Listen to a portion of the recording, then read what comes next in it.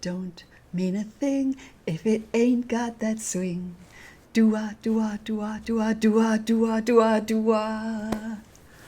Don't you just love Duke Ellington? Our virtue today is enthusiasm. And quite frankly, my own definition for enthusiasm is it's got to have that swing. But the virtue of enthusiasm is a health-boosting, joy-inducing virtue. Literally, it means full of spirit, and it comes originally from the Greek, being possessed or inspired by a god or gods. Full of spirit. With enthusiasm, we're energetic, we're joyful, we look forward to things, we're interested in things. We find the divine in everything, and as a result, it is fabulously energizing. With enthusiasm, even a task that we perceive as dull can become more enjoyable and productive. Without enthusiasm, what do we have? I think we've all experienced going into an office or a store where we need some help and we meet with an employee who is unenthusiastic.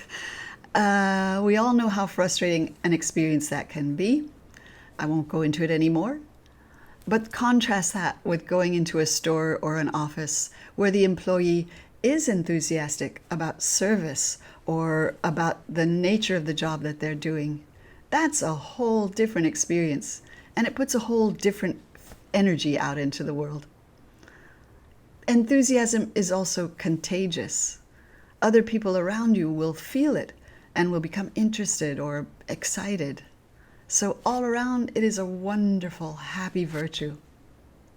Without enthusiasm, well, people who are bored are frequently boring. One of the greatest gifts that God has given us is our mind. When our mind is being exercised, we can be imaginative, we can dream, we can problem solve, we can learn at a fantastic rate. So to develop and enhance the virtue of enthusiasm, engage your mind, and you're well on your way already. Our home planet Earth is facing so many serious challenges right now. If we don't develop in ourselves and in those who come after us this virtue of enthusiasm and creativity, we will have great difficulty solving the problems that are facing us now. And what kind of a legacy would we be leaving to those who come behind? So that is also a secret little plug for arts education as well, because if we want to develop our creativity, that's a great place to start. But back to enthusiasm. I know a person who worked one time for a huge national association, and her job was to enter change of address data onto a computerized form. And this was a long time ago, so it had to be done by hand. And it was unbelievably tedious. So this person for a long while languished at their job and wished for something different and felt very negative about it all until she started to become curious about the names she was recording. She noticed that some of them were funny sounding, some of them were exotic, some of them were unpronounceable. And she started to be curious about what part of the world these names came from, or who were these people who had these names? What were they like? And why were they changing their address? She started creating all these wonderful scenarios in her head and using her imagination. And suddenly her job transformed from tedium to one that was a lot more interesting and fun. I wanted to show you something else. This looks like a piece of wood, and sort of it is. But when you look closely and you lift it up, it's a stone. It's petrified wood.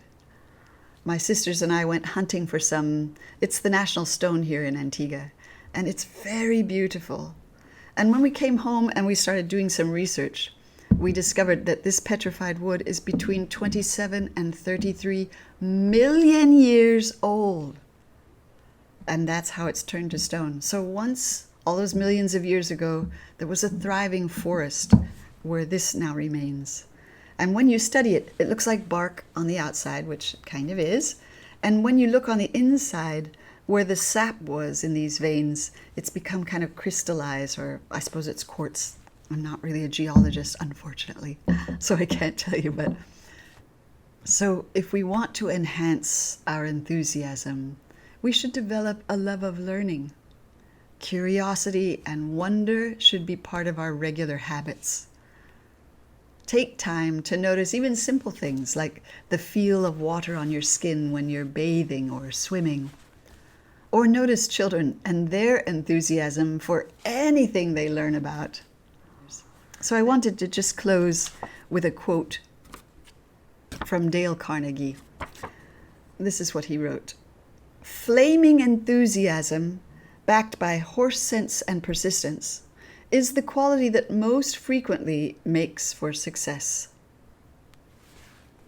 And I'd also like to quote my mom, who always said, "Get out there and make it a great day. Dua, dua, dua."